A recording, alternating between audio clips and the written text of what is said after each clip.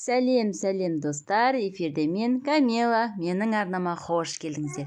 Бүгін біз осындай езілмей, дана болып шығатын тефтели тамағын әзірлейтін боламыз. Ең алдымен орташа көлемдегі пиязымызды алып, жақсылап турап аламыз. Соңынан сәбізімізді де турап аламыз. Қалауларыңызша ірі немесе майда етіп турап алсаңыздар болады. Соңынан картошкамызды алып, қалауымызша бұны да турап алатын боламыз. Осы аралықта қазанымызға май құйып, баяу отқа қойып қоямыз.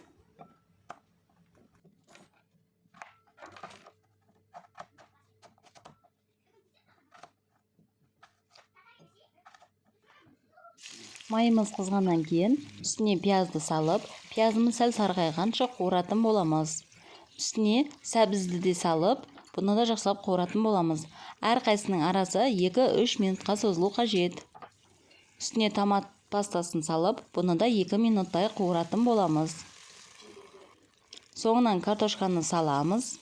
Оны да жақсылап қуырып, тұз, дәмдегіш, лавр жапырағын қосып, 1-2 минутқа қуырамыз.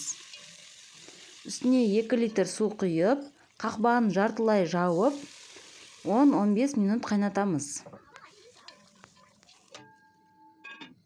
Сорпамыз қайнап шығамын дегенше фаршын дайындаймыз. Ол үшін үлкен көлемде бір дана пиязды алып, өте ұсақтап, майдалап турайтын боламыз. Қаншалықты майда болса, соншалықты жақсы болады.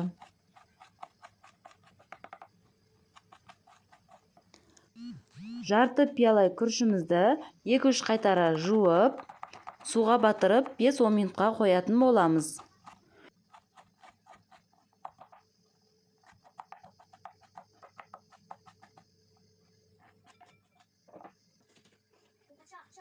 Бізде фаршымыз 300 граммдай, майлы болмау қажет, майлы болып кетсе бірікпей қалады.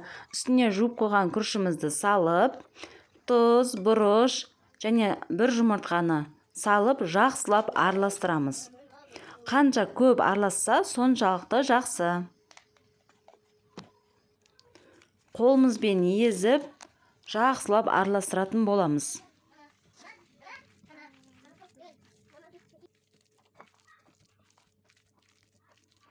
Бір келкі әдемі болып араласқан фаршымызды дөңгелекше етіп шығатын боламыз. Дөңгелектеріміз кішкентай болса, тефтели әдемі болып шығады. Міне барлық фаршты дөңгелектеп болдық. Енді қайнап тұрған сорпаның үстіне, бетіне аккуратно қойып шығамыз.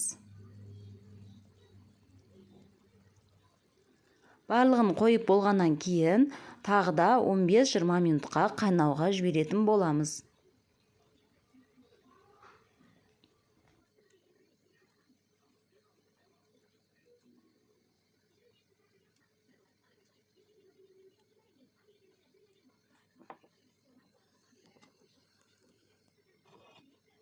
Міне біздің тамағымыз да дайын. Көріп тұрғандарыңыздай тефтели дана болып, бір келкі болып шықты.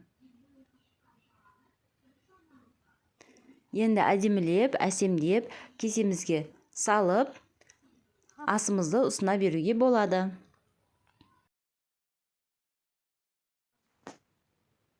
Видеоны соңына дейін көргендеріңізге рахмет. Лайк басып, тіркеліп, пікір қалдыруды ұмытпаңыздар. Астарыңыз дәмді, өмірлеріңіз мәнді болсын. Сау болыңыздар.